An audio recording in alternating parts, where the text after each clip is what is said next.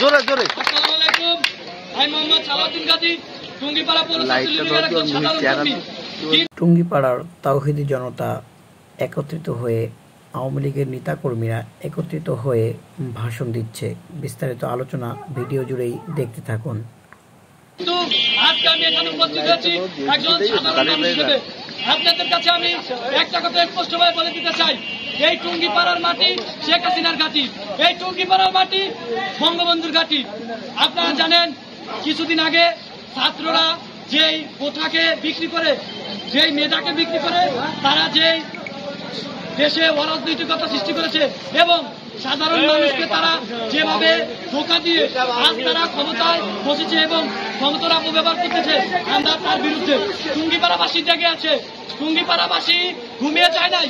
আজ সারা বাংলাদেশে যে পরিস্থিতি সৃষ্টি হয়েছে, টুঙ্গিপাড়ার মেয়ে মাননীয় প্রধানমন্ত্রী দলশ্রী শেখ হাসিনাকে 5ই আগস্টের যেভাবে তারা দেশত্যাগ করতে বাধ্য করা হয়েছে, আমরা এর ধিক্কার প্রতিবাদ জানাই।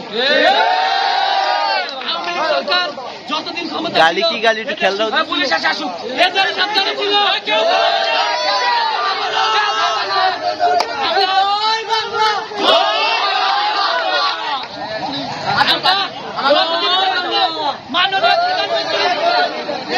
শেখ হাসিনাকে শান্তিপূর্ণভাবে সসম্মান